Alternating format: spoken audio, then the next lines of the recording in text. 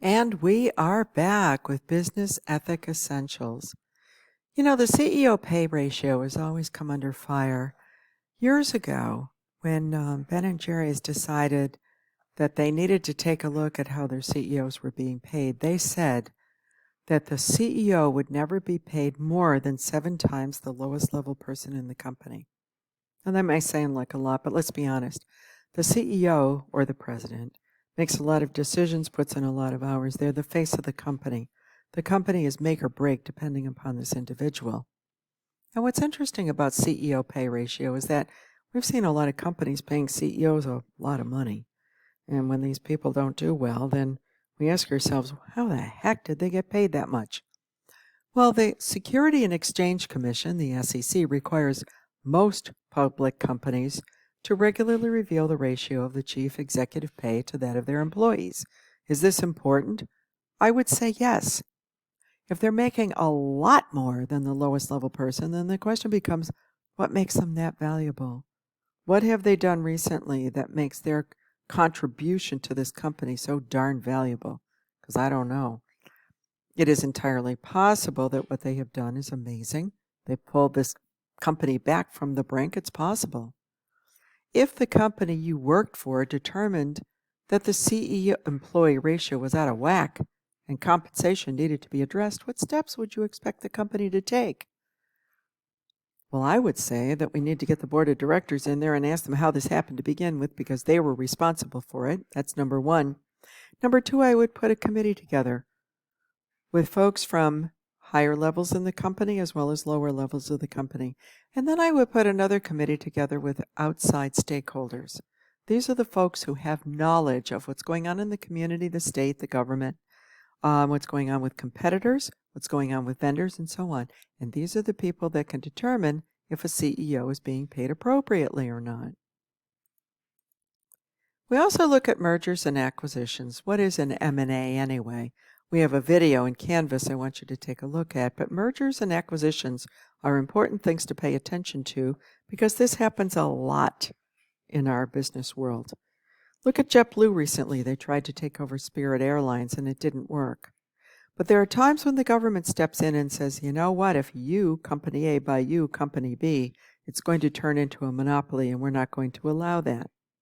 There are other times where they say this is a great business decision, let's move ahead.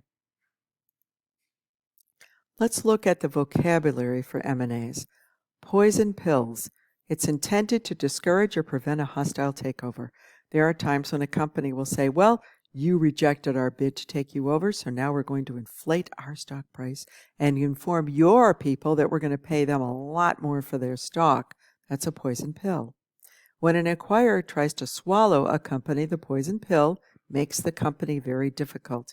It can take a variety of forms. But when a hostile suitor acquires more than a certain percentage of a company's stock, the poison pill provides that other shareholders will be able to purchase shares, therefore diluting the suitor's holdings and making the acquisition prohibitively expensive. For example, Netflix adopted a poison pill fend-off from a corporate takeover by Carl Icahn. In 2020, Hewlett-Packard, whom I used to work for, adopted a poison pill to fend off a takeover by Xerox. In fact, I think HP probably was in a position to take over Xerox themselves. A golden parachute is where a company will make payments to key officers in the event of a change in the control of the corporation. When a merger or acquisition occurs, the person who is not on the winning side of the deal will most likely find themselves out of work. So a golden parachute in their deal allows them to leave and leave with some money.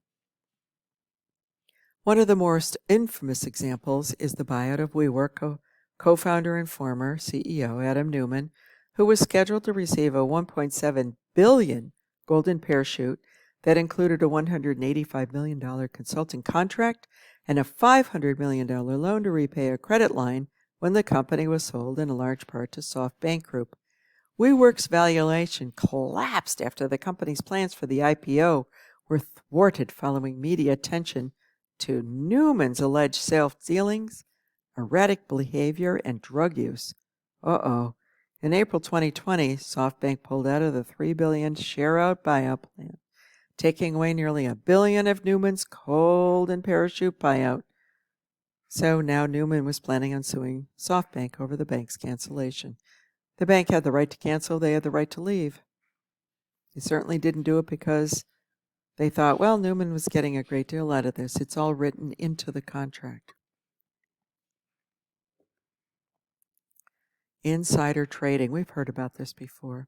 Martha Stewart, didn't she go to jail for this? Absolutely. It's where you know something before it happens, and you either cash out your stock or you buy some stock because you have access to information that's not available to the public. That's against the law.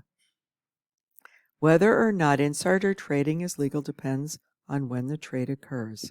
If the trade is made while the information is still not public, then it's illegal because members of the public didn't have access to that information.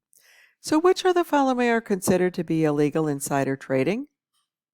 A lower-level employee in the company learns that the company will have higher than expected earnings in the next quarterly statement and buys shares of the company stock before the statement is released to the public. Can that employee be prosecuted by the SEC?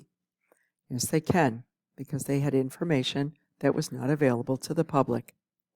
The above employee who learned the information does not trade on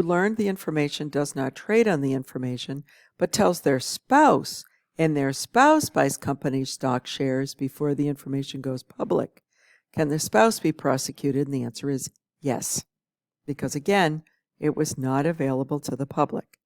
In the above example, can the employee who did not trade be prosecuted by the SEC?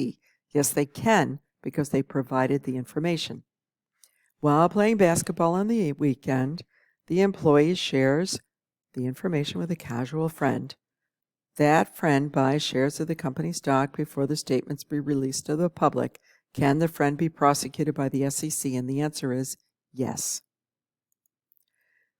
When the government needs to step in, there are times when the government has had to step in because the market couldn't regulate themselves.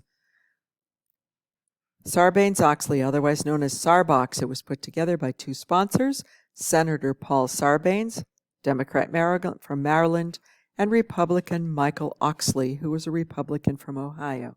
Great example of how the two parties can work together. What they said was, we need to have accounting reform and therefore protect our investors. This happened after Enron and WorldCom went under and other companies. Things went badly. So they put together an accounting reform bill. A lot of corporations were very upset about this because it required their accounting departments to take on a lot of extra work to prove, but also to hire additional people because they had to prove that what they had on the books was correct. Now, Dodd-Frank, named after Christopher J. Dodd, who was a Democrat from Connecticut, and Barney Frank, who was a representative from Massachusetts, put together the Wall Street Reform and Consumer Protection Act, and it contained numerous provisions spelled out over 848 pages that were implemented over a period of years. It required Wall Street to be very aware of what they were doing and how they were doing it to make sure that nobody was taking advantage of the system and that the consumer received the protection they so richly deserved. Thank you so much for your kind attention. Here are my resources for this workshop.